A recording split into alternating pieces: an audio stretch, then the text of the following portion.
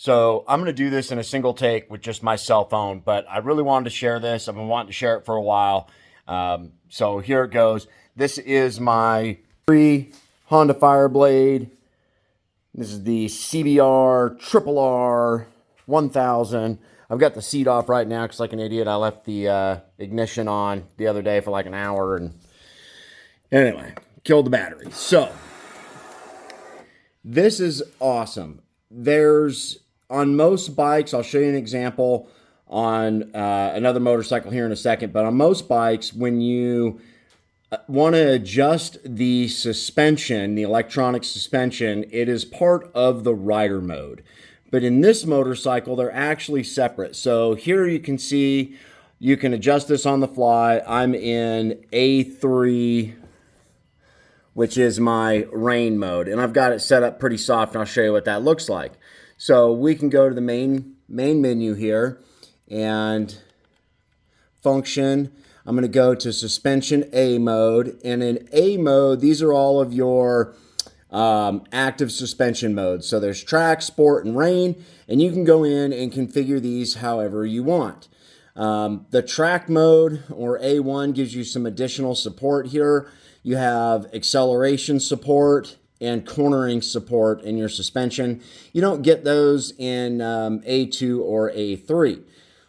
Now, we're going to go back and we're going to go into suspension M mode. These are the manual settings for suspension.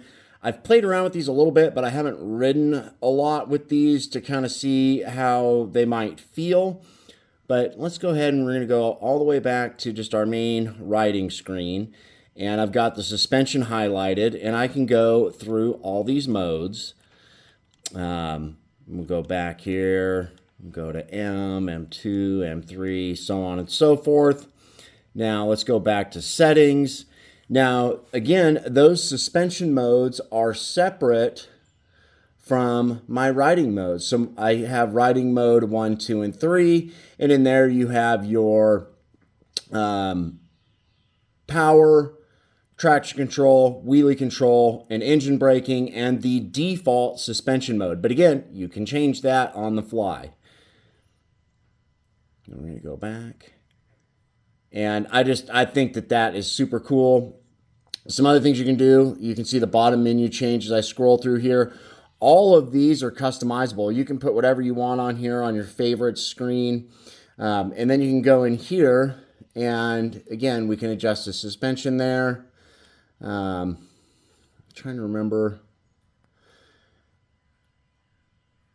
There's a way you can, I think it's, yeah. So if I hold the down button now, I can adjust these individually for engine braking, wheelie control, traction control, power. I can adjust all those on the fly as well, which is just, and then you can see back up here what I have selected. I like to leave it on suspension because I can adjust that on the fly a little bit.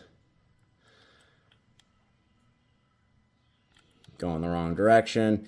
Anyway, I think that is really, really unique on the Fireblade, because on most bikes, like here is my Ducati Street Fighter V4 SP2. It also has Öhlins electronic suspension, but it's managed a little bit differently. So in here, when we go into riding modes, let's go into road mode. You've got your active vehicle controls, power, ABS, engine braking, quick shifter, info, and then suspension, dynamic suspension custom. And then you can modify that. So you can go in here and change those. But again, that is all based on your rider mode. So that's just for road mode. And then go back.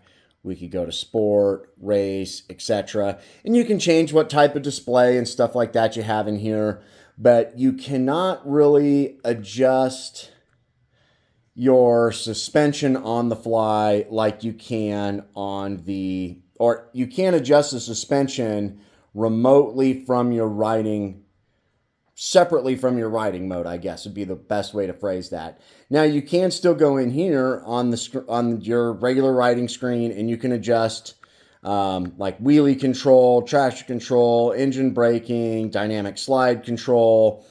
You can adjust all that stuff on the fly right here as well.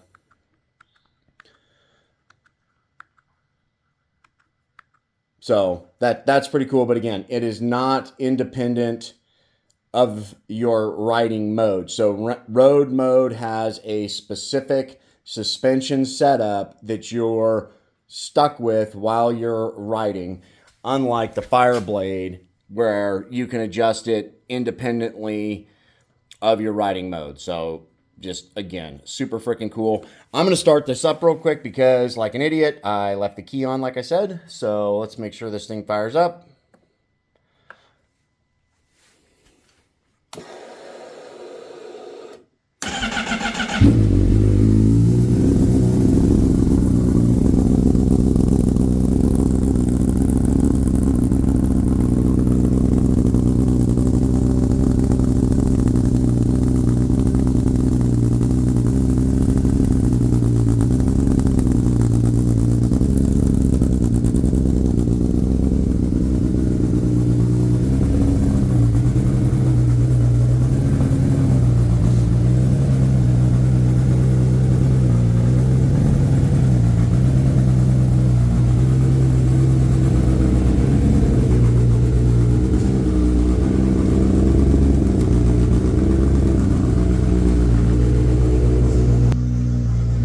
I hope you guys found that as interesting as I do.